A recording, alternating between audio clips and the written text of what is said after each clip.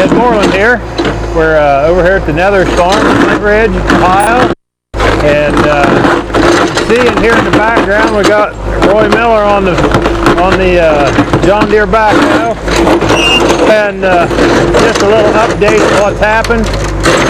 We were coming in here to close this old pit for the fall, and he was just happened to be pulling along and pulled up some red and some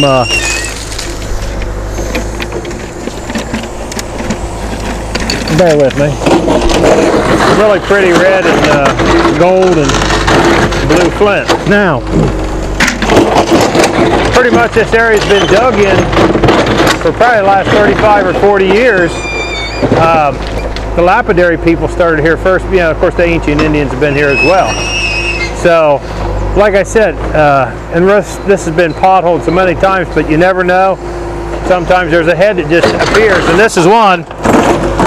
You can see you can see the rise of it there, and it's basically, you know, he's working along the edge, and Indians had to do the same thing. They had to get down along the edge so the material would actually fall off, because it's hard to make it pull straight out. So we're here today.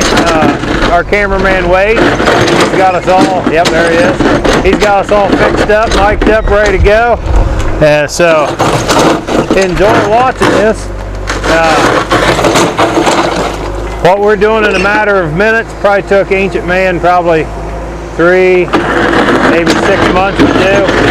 And one thing is for sure, a lot of this rock that's in here, they couldn't get.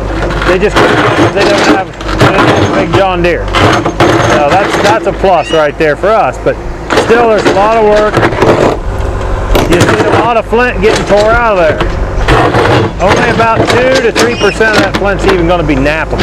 So wait till later on, he'll pan around and show you.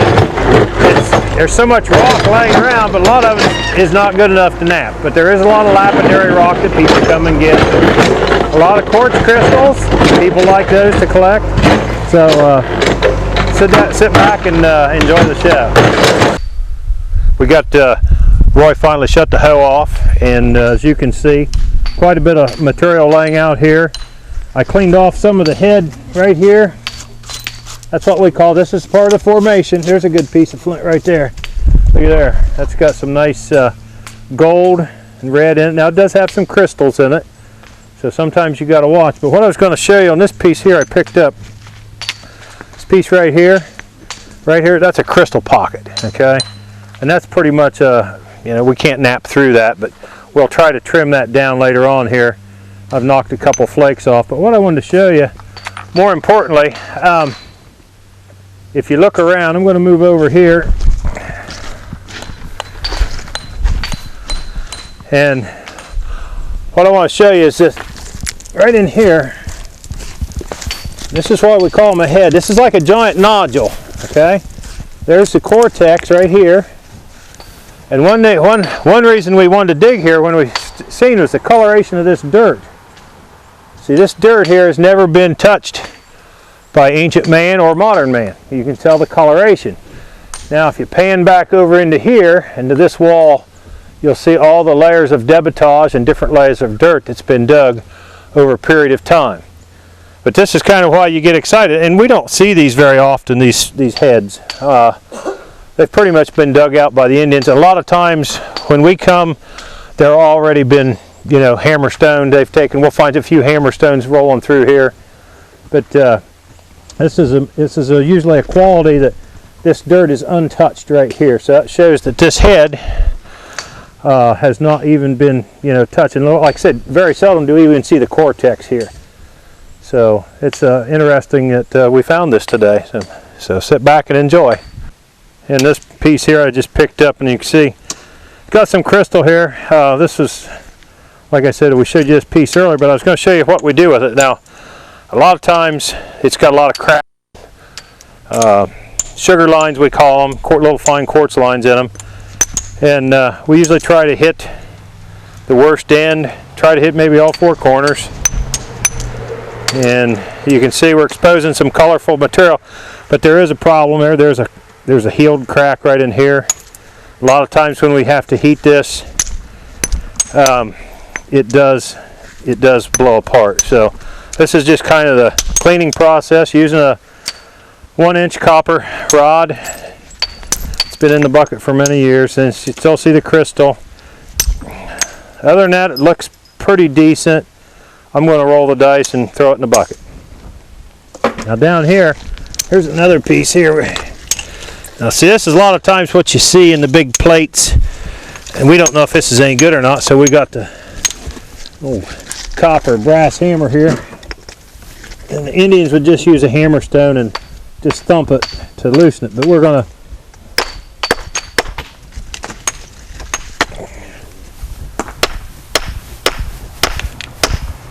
usually, if flake doesn't fly off that quick, it's not any good. So we'll see what we got here. All right, that looks pretty, but that's what we call cheese, and it's very, very porous. It's not a very good piece of flint. Although it is flint, it's just not as good as it for knapping material. Hit the other side, same thing. So there's a good picture of, of what you got. And we'll hit this end here one more time, make sure.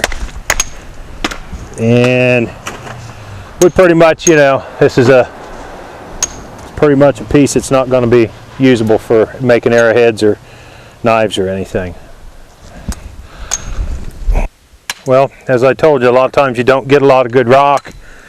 And unfortunately, this is one of those heads. It's got lots of pretty colors. A lot of the flint is very grainy. It's got a lot of crystal pockets in it. But I'm into some that's got color, and I'm down here. And a lot of times you can tap and pull these plates out. Now this may or may not be countable, but we're going to go ahead and see. That's got a kind of a hollow sound. It does have color. There we go. You see the two plates. Now this little plate, we'll drop this for a minute, but very seldom, but sometimes, yeah, see, these aren't very strong. Let's see what this other guy has. It's got crystal in the end right here, which we'll try to trim off. And you take the flakes and trim them off, and you're trying to make sure that you got clean flint on all ends. That end's looking pretty good. There's a corner here. This is if I can hit it. Just wanting to take a little off. It's got the kind of the blue chalcedony, and we'll go down on this end here, trim a little there, come back and trim on this side here. There's some pretty looking gold, but it's not going to last long. There's a fault line, which is very common in Flint Ridge, to have fault lines and little cracks.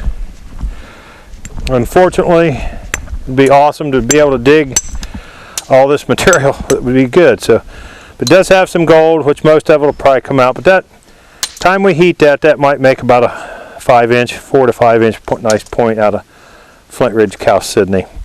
The heating process on this, it all varies due to the grade of it. It varies from 400 to 600 degrees. Sometimes we've even taken it over 625, but you have to know the stone, and basically the chalcedonies won't take as much heat, but I'm going to guess maybe this one be about 400 to 4 1/4. Sometimes a turkey roaster will do it, and sometimes they won't. So, but other than that, we're going to keep digging here and see if we can pull out any more blocks.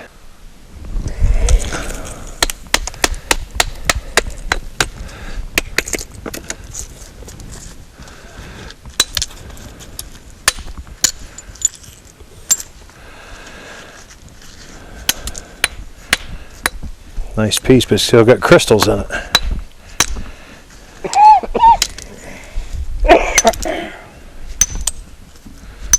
It's got a lot of stuff in it that's not good.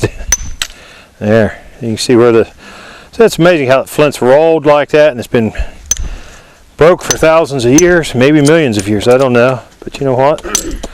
I think that might make a small one. Not big, but small. Yeah, we'll keep pecking away here and see what we can pull out.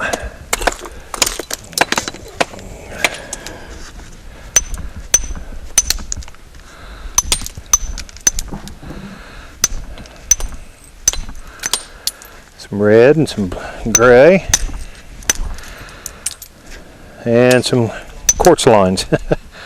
There's a good picture of a quartz line right there. It's running, it's actually two-sided. It runs both directions. It's almost like the flint at one time has shifted and then semi-healed back together. The only problem is there's a perfect case scenario right there. It's almost like it's been glued back together.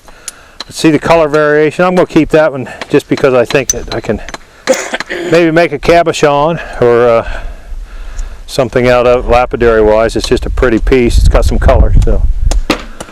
So like I said, sometimes you don't get real big pieces out of here, but you take and spall them down and possibly make small bird points. Never had any problems selling a colorful gem point, you know. So I see some red back in here, but I don't know if I'm going to be able to get back in here or not.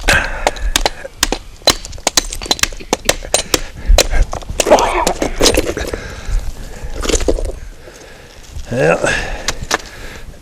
there, Jim, you can have this one. I think it's a cheesy one for your bucket. Yeah, that's what our friend's for, right? Okay. You heat that, that'll turn some bright red. One thing we do want to do is have fun while we're digging. Yeah, I appreciate all that help, buddy. Yeah. Don't blame me if I don't took that right out of that, will you? I want this one because it's a science. That's what I said about the last 4 or 5 I've dug. Yeah. Got the roots and everything.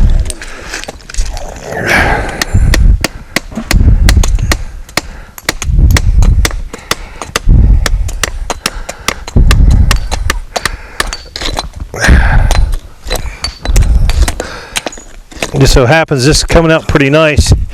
Normally you got a big 4 or 5 foot spud bar and sledge and big chisels. Yeah. Alright, typical layered Flint Ridge. And a lot of small pieces again. So let's see what's down inside this. Wow, it's pretty.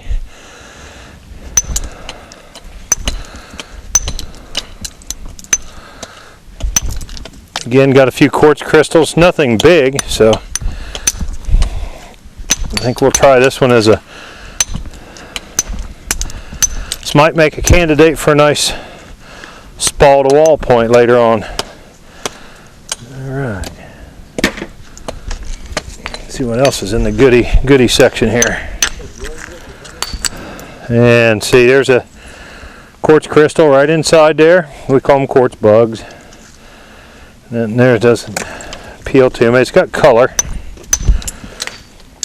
You can see the pretty red. A lot of times this is always associated with the quartz crystals. And there's some there. So we got a little pile going over here for lapidary rock that we keep too. So